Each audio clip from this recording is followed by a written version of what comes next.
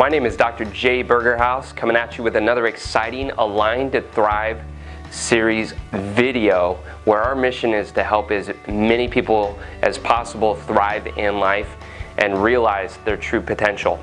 Today's top tip is I'll be sharing 5 food triggers that will set off headaches and migraines. So if you like this video, make sure you like it, comment below if you have any questions, and share it with your friends, family members, and people you care about the most.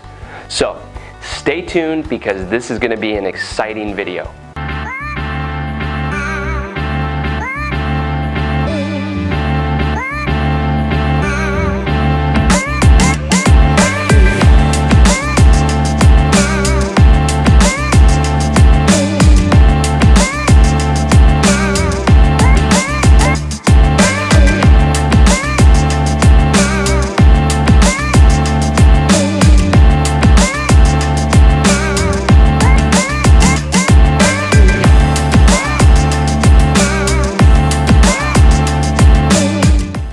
Welcome back.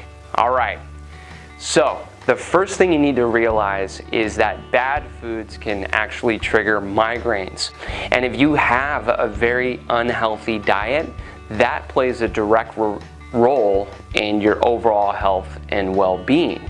All right, so the first thing you're gonna wanna avoid or cut severely back on, and a lot of you are not gonna like me for this one, is caffeine. So you need to cut back on those coffees, teas, colas that you're drinking, and energy drinks. Initially, when you have your headache or migraine, what will happen is the blood vessels in your brain tend to dilate. So they tend to expand, and that's going to create the symptoms that you feel. So caffeine can actually initially help you with your headaches and migraines because it causes vasoconstriction, and it can do that for some time. However, when you're drinking coffee every day and you're having tea on a regular basis or whatnot, what'll happen is it creates something called a caffeine rebound effect, meaning your body's physically addicted to this substance, to caffeine. So after drinking it for some time, and then let's say you stop drinking it, then what happens is the blood vessels in your brain will dilate, will enlarge even more than before, and now you're back to square one. So you need more and more caffeine to create the same effect. The amount of caffeine you drink, okay, is determined by the potency and the actual amount. So let's say you go over to Starbucks and you get a tall coffee. Well, that tall coffee is about 260 milligrams of caffeine. A grande is 330 milligrams, and a venti is about 415 milligrams of caffeine, which is a lot of caffeine in my opinion. Energy drinks tend to be the worst, and I'll tell you why. Energy drinks contain chemicals, okay, in the form of artificial sweeteners. They also contain sugar that's genetically modified, like high fructose corn syrup, which doesn't even remotely belong in the body, not even in the least bit, not even in moderation. So look, if you want to eliminate one of the #1 food triggers when it comes to migraines and headaches, start with caffeine.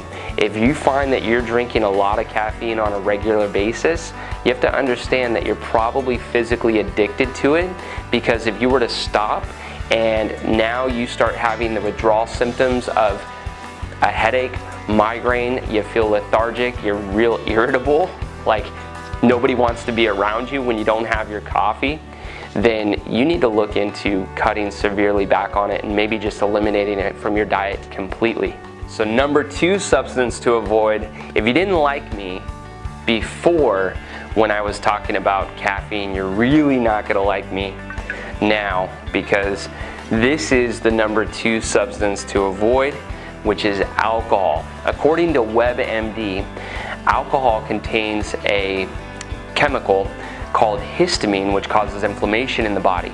Not only that, but alcohol also triggers your immune system to produce even more histamine, leading to more inflammation throughout your body. It also contains ethanol. Ethanol is a diuretic, meaning you're gonna have to run and go to the bathroom a lot more. It's a diuretic.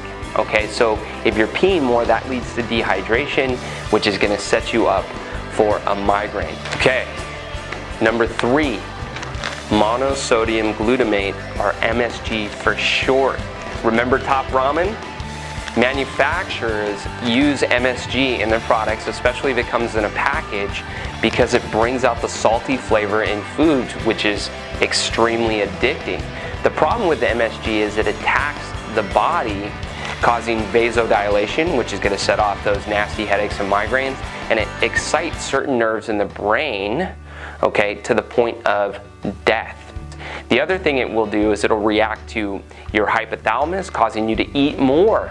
Eating more, that's going to be a problem, right? Because that's going to cause you to become bigger, fatter, faster. Not good. Many people don't even realize that they use MSG in their lab studies to fatten up mice and rats because it's such a good fattener or weight gainer for the rats and mice. So here's the biggest issue in my mind. The manufacturer's gotten really savvy because consumers, what they realize is that consumers are a lot smarter. They're avoiding products with monosodium glutamate. So manufacturers have gotten savvy, and what they've done is they've created different labels and names for MSG, like amino acids or yeast extract. So as a consumer, you need to be really savvy to what they're doing with food labels, how they're not labeling certain things and calling things whatever they want. So you need to be savvy when you go out to the grocery store, and you just have to be a smarter consumer and try to avoid those packaged foods that you know are definitely going to have the MSG, like Top Ramon, for example. Okay, the last 2 food triggers I want to go over are processed meats and cheese. So let's go over processed meats.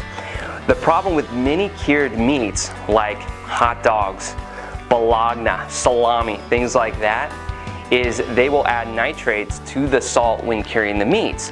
The problem with nitrates is they will set off vasodilation, which may cause those nasty headaches and migraines. Not to mention that the nitrates in processed meats has been linked to all kinds of cancer, including colon cancers. Now with cheese, specifically aged cheese, cheese contains a substance called tyramine. Tyramine is an amine that is closely related to the amino acid tyrosine. Now the research on tyramine is unclear, specifically when it comes to headaches, but in 2010, headache researchers talked to 200 people that suffered with migraines about triggers for their attacks. 18% reported that their diets play a role in their migraines. The foods that came up the most often were processed meats like hot dogs and cheese.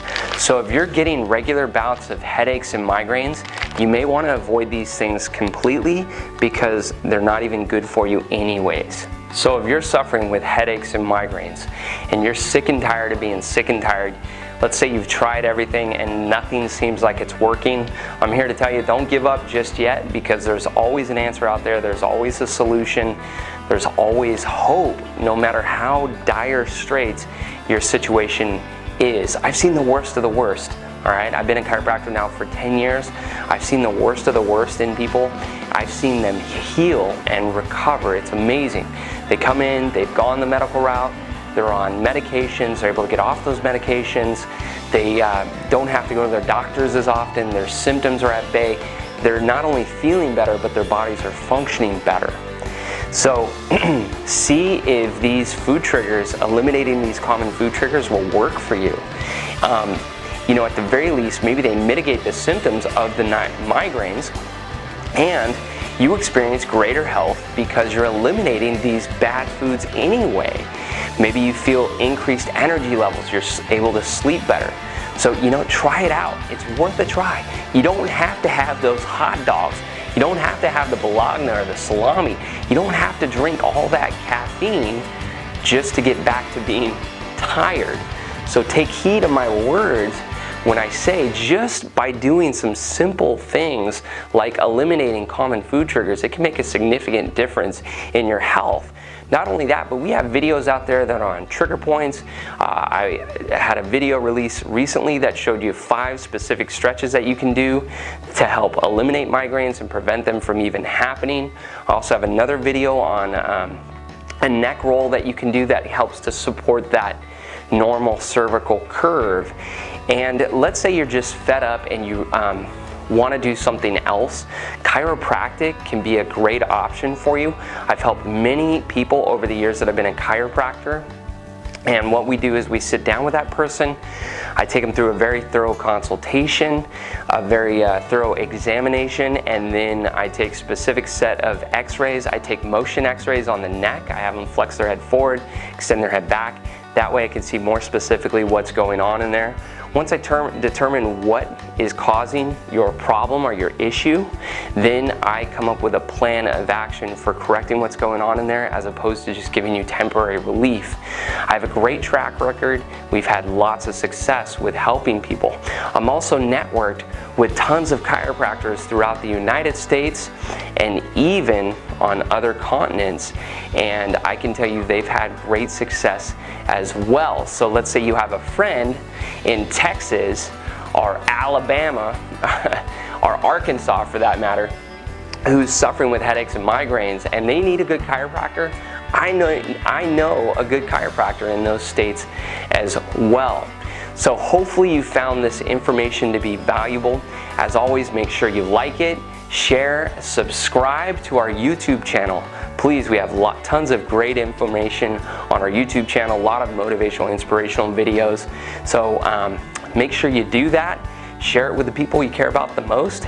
And remember, it's aligned to thrive. So have a great night or a great day and stay tuned for our next video.